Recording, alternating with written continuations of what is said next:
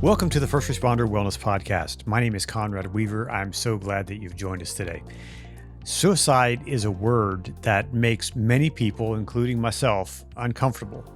And because of that, we often avoid talking about it. But silence and stigma only make the problem worse. And for those grieving a suicide loss, the silence can feel like abandonment.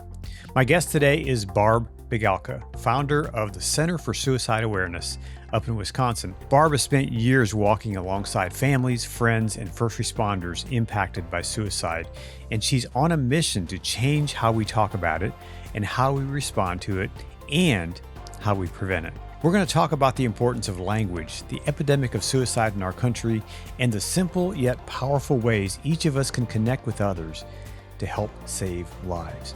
We'll also learn about the HOPELINE, a 24/7 emotional support text service that's making a real difference. This episode is going to challenge you, inspire you, and hopefully equip you to have conversations that matter. Let's dive in. Here's my conversation with Barb Bigalke. Barb, welcome to the First Responder Wellness Podcast. It's so good to have you on the program today. Thank you so much for the invite. I'm really happy to be chatting today. Absolutely. So you are the founder of the Center for Suicide Awareness. That I met you in Wisconsin a few months ago, and I was excited to hear about what you are doing. So what inspired you to start this organization? So yes, I am the founder. I think first off the bat, people go, oh, suicide must have touched you personally and your family, right? That's the first thing. But actually, I was working for the Department of Justice at the time. And with that position, I a lot of times was called out to give those death notifications. And, you're knocking on someone's door and you're changing their life forever. But I noticed something. When I was knocking on those doors, and like you said, here in Wisconsin, you met me, people understood that the roads were icy and it might have been a car accident. It still brought grief, but there was that why. I could answer. The roads were icy. It was a slippery curve. When I was knocking on the door and I was saying it was suicide, there was that missing component, the why. Why? Why would this person die by suicide? But I saw also a different dynamic. I saw the people that were grieving over those like car accidents have numerous friends, neighbors come over with, how can I help you? Can I bring some casseroles? Can I, walk your dog? What can I do for you to comfort you in your grief? But when it was suicide, it was totally different, Conrad. It was that shamefulness almost. It was the whispers behind people's backs. And do you know how they died? Versus they're still grieving. It was a different grief just because of the method of dying. And it bothered me because I was like, well, wait a minute. They deserve their hot dish casseroles. They deserve those wonderful warm hugs and walking of dogs. But they weren't getting it. And they weren't getting it because of the type of death. And so I founded the center really just for a safe place for people to have that, to share and grieve and say, for one, I can't understand the why behind it, right? That unanswered question. And that was 2010. And I don't think I ever looked back because it really is an epidemic. And the more people started talking about it, the more I was like, oh, wait, and you're impacted, and you're impacted. And wait, you're grieving a death of 40 years ago. Wow, this is bigger than we have. And that's what started this. That's what started it. So why do you think we treat suicide in such a different way? For one, we can't understand the why, right? Even as education and, research white papers, we try to, right? We're human. We want to know that answer. What made this person do it? And then we have that speculation, right? Some people will be like, oh, they were going through a job loss or they were going through this. We as humans want that answer. But ultimately, we don't know that answer. That answer literally dies with that person. And so it's that unansweredness, as well as people have a lot of judgment around it. That's why if you hear me talk, I say they died by suicide. They didn't commit suicide. Mm-hmm. Because when you say that word commit, the first thing you think of is sin, right? Mm-hmm. The religious factor, mm-hmm. or commit a crime. Mm-hmm. And so really that language of died by suicide is so important for the healing process as well. Mm-hmm. And so when you ask, like, why do you think it's so different? There's taboo around it. We still have the myth, oh my gosh, if we ask somebody if they're thinking of killing themselves, they might do it. Mm-hmm. Such a myth. Yep. They're going to be relieved. Like, you see me, you care. Oh my gosh, you see my pain. And, people have very high judgments of what suicide's about. We still hear people say, suicide's selfish or suicide's this, fill in the blank. Those are human reactions. And a lot of them are because we ultimately can't answer the why behind it. As I was working on this film over the past 4 or 5 years, I also changed the language I use when I refer to suicide. I always say, died by suicide, or, and it almost like it grieves me when someone says they committed suicide. Yeah. It's almost a shock to me. It's like, that's not, that it just puts that stigma right in the forefront. Right. You're right. After we've sort of retrained to our language to be sensitive, that when people say that, even in the media, you'll see it on the newspaper, they committed suicide. And I'm just like, no. Because you're right. Those words are associated with crime, sin, doing something offensive, mm-hmm. right? I think the whole stigma of that has also affected our response when we hear that someone died by suicide. How do we respond to that family, to their loved ones in their inner circle? Yeah. And I think that stigma has prevented us from responding in those caring ways that we would respond if someone would die on the icy roads of Wisconsin. You're right, Conrad. I mean, honestly, how would you come up to somebody that just died of a car accident, cancer? You'd be empathetic. Yep. You'd say their name. Mm-hmm. You'd listen. You'd hug, cry. But yet so many people will say to me, I don't want to bring up that their loved one died by suicide, almost in a whisper tone, right? Which mm-hmm. implies shame, guilt, embarrassment, mm-hmm. right? And I'll be like, you don't think that they're thinking of their loved one that died? Mm-hmm. Of course they are. They want to hear that you still remember, that you can say their name. Oh, you know what? Maybe it would have been, John's 21st birthday. This just happened. Someone was like, it would have been his 21st birthday. He could have finally been drinking. It was like, so talk about that. It shouldn't be that stigma stops you from being compassionate, but it does. Mm-hmm. It does. So why do you think that we have this epidemic of suicide in our country? Not only, I work with first responders, and obviously we know that the suicide rates there are exponentially higher than the standard population, but why in general do you think that we have such an epidemic of suicide? Couple things. And I work with first responders. That's how we met. We mm-hmm. met at a first responder thing. We see high rates of like police officers. More police officers die by suicide than they do in the line of duty. Right. We have to have real, authentic conversations around trauma. Mm-hmm. Not in a flippant way of your trauma is better than my trauma. I had it worse than you do, right?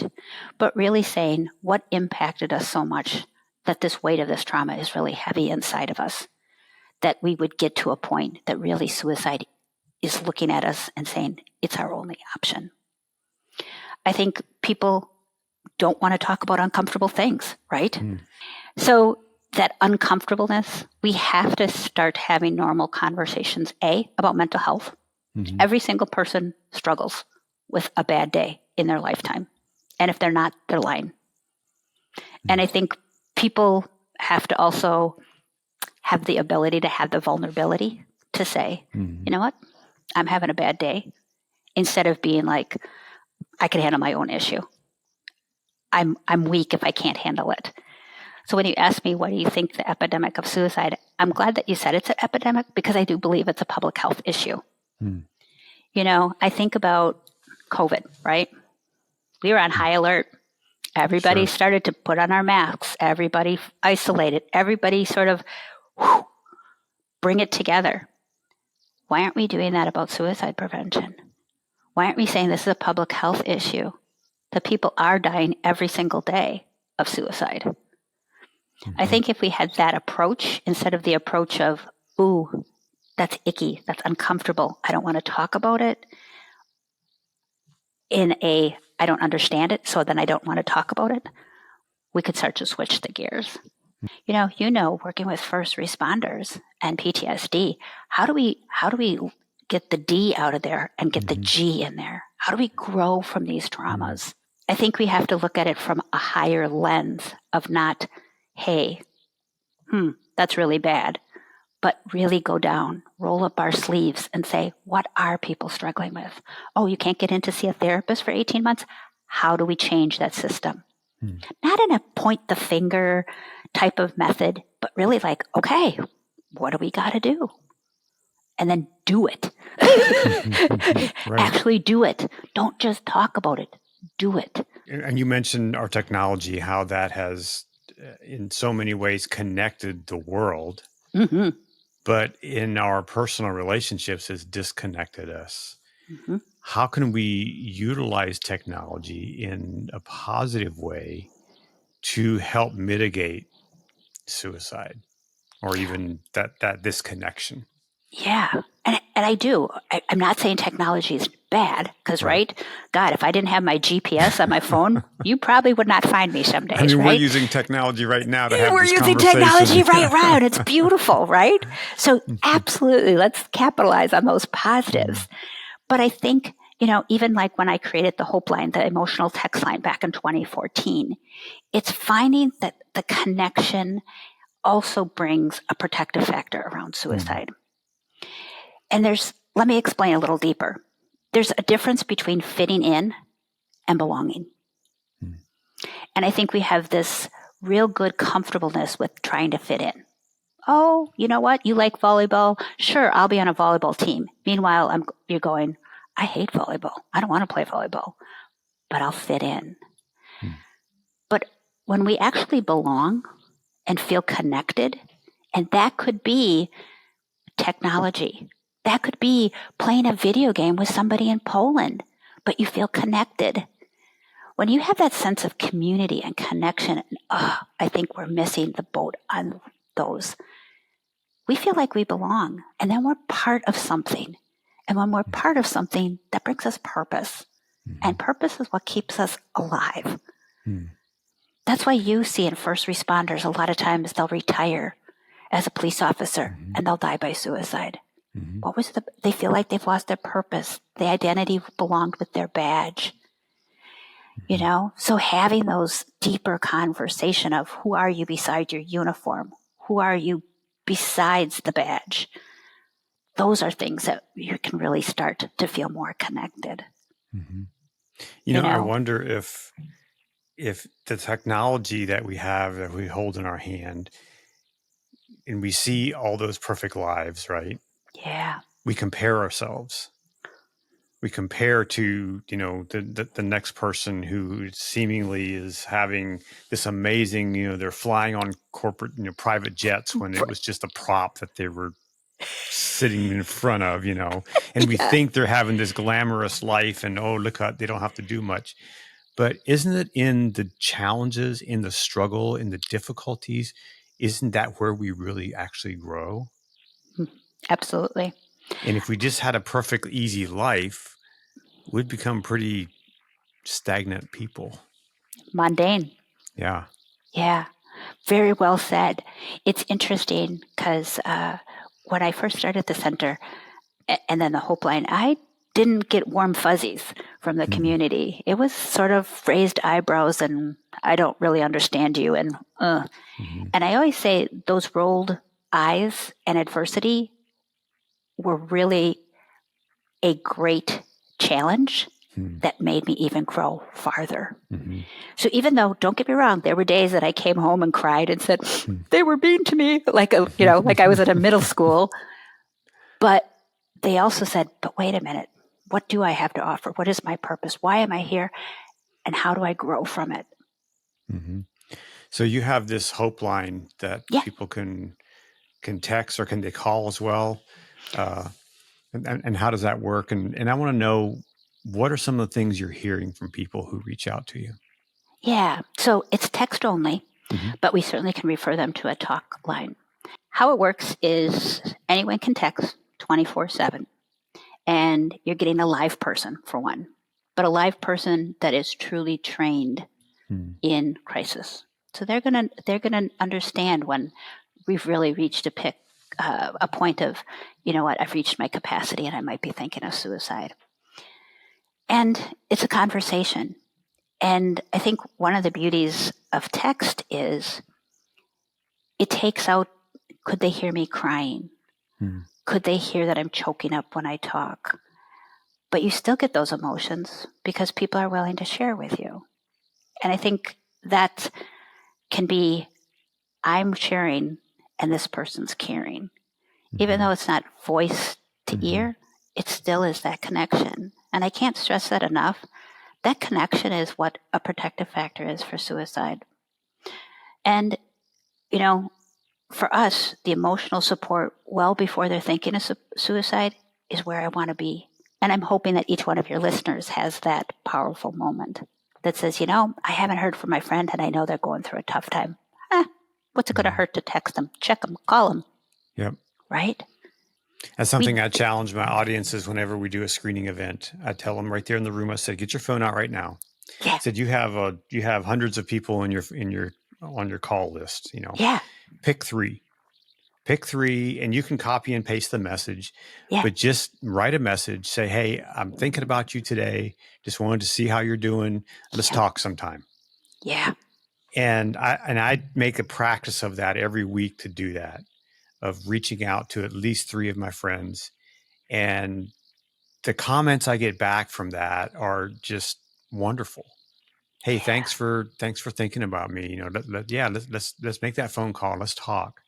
And I love doing that because it makes me feel good, right, to reach out and to help someone, and knowing that someone else's day is slightly better because they got a text message that says, from someone that says, hey, I'm thinking about you. What does that do to me when I get that message? Yeah. Oh my goodness.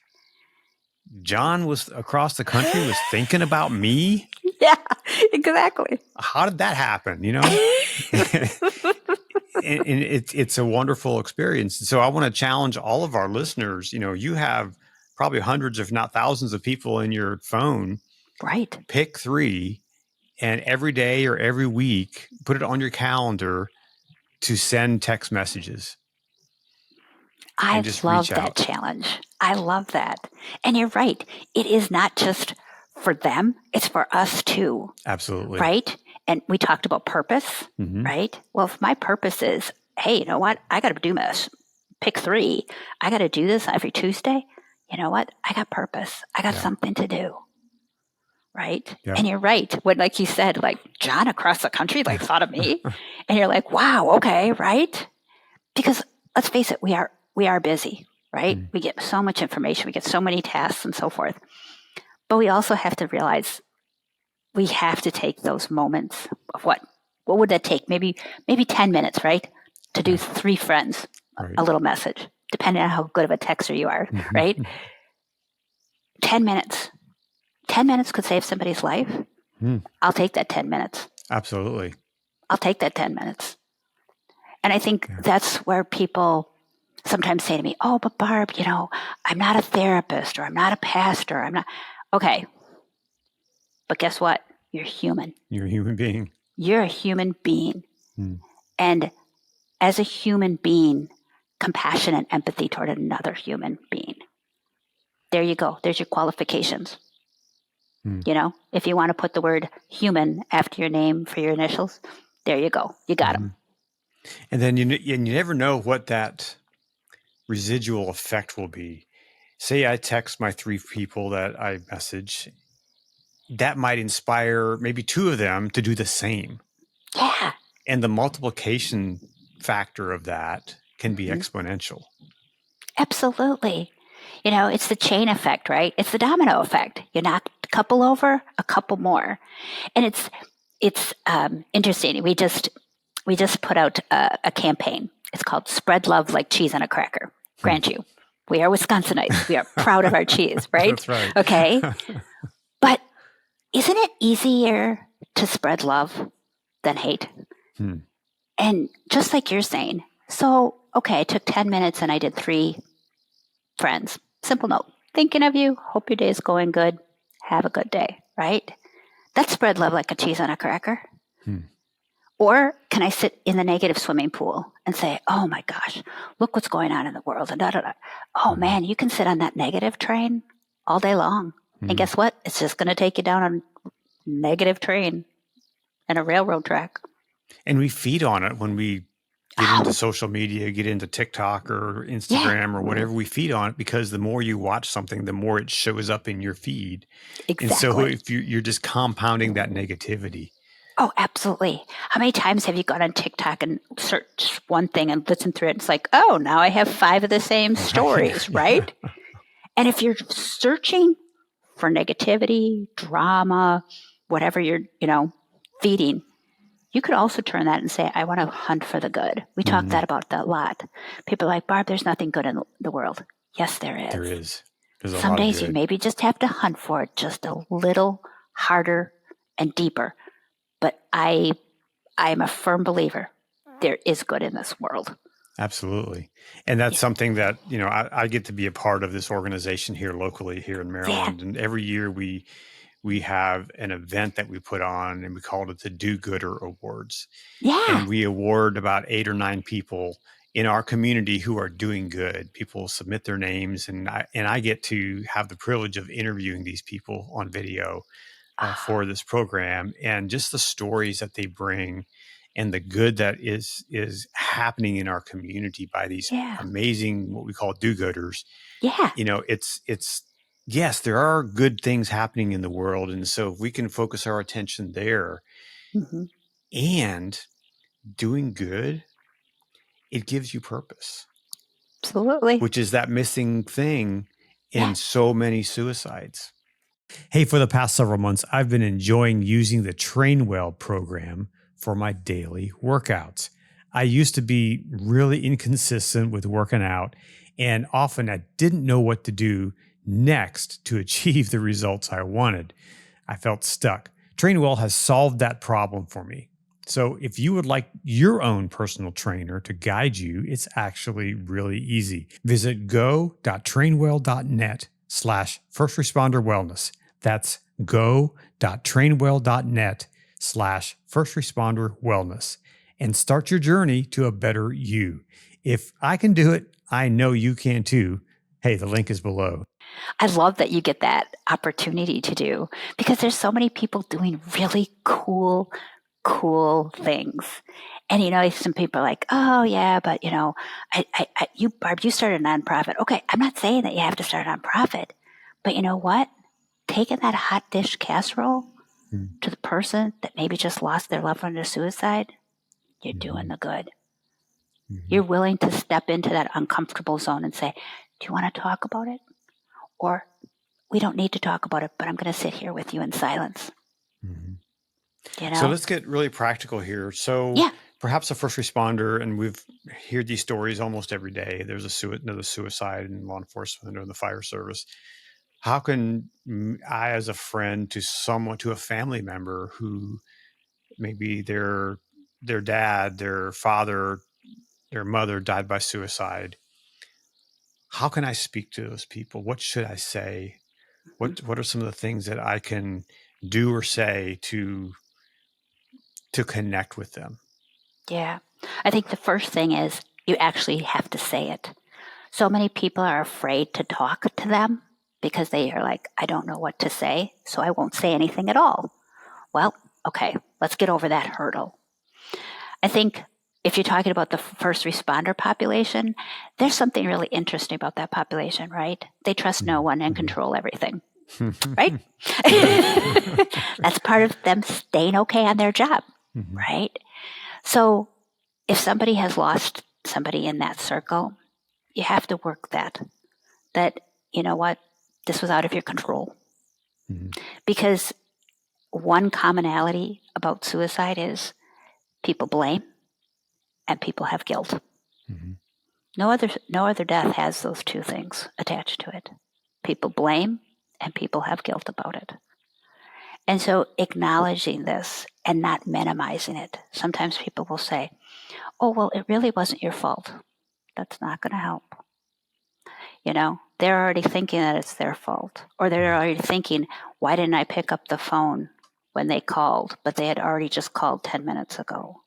They're already going through those scenarios. Let them talk at their pace, not your pace, their pace.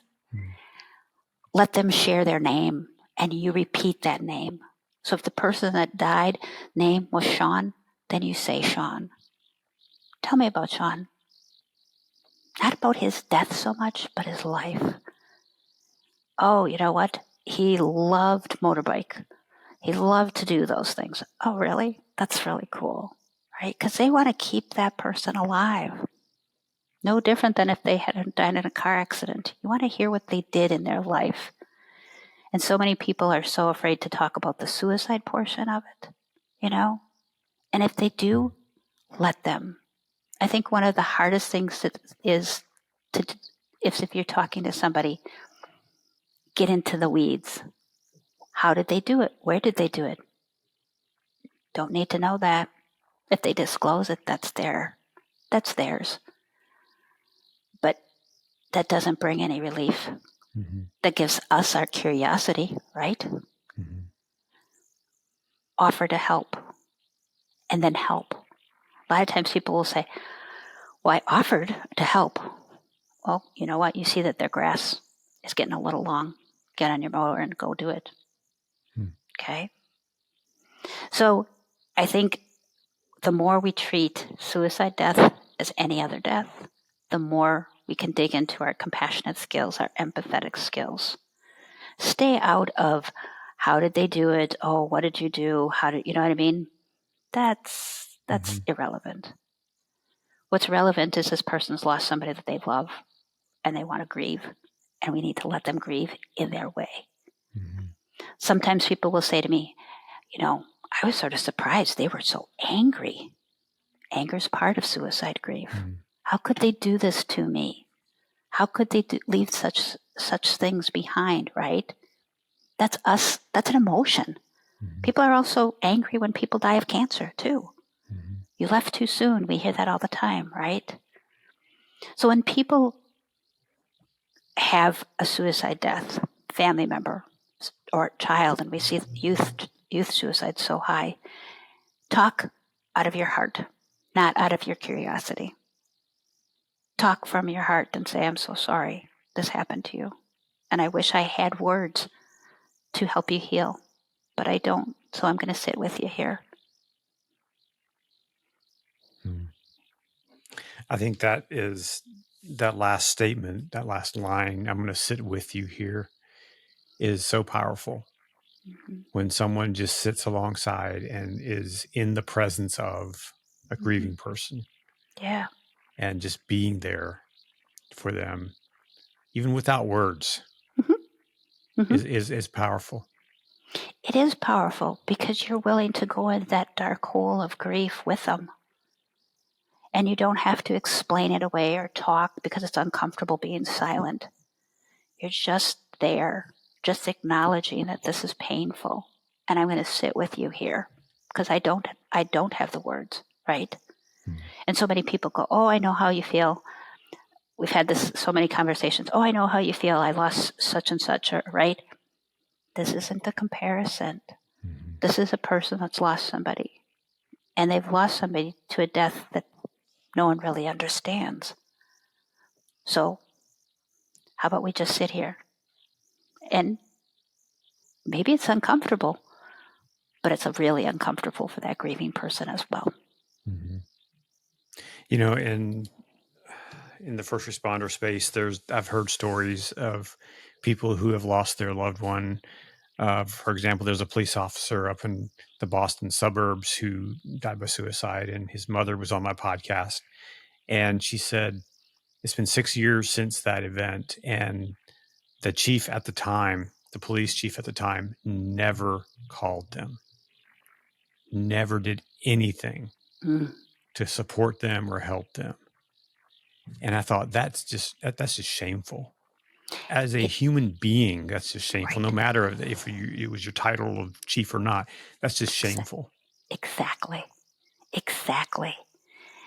Because what you're doing is promoting the stigma we're trying to prevent, right?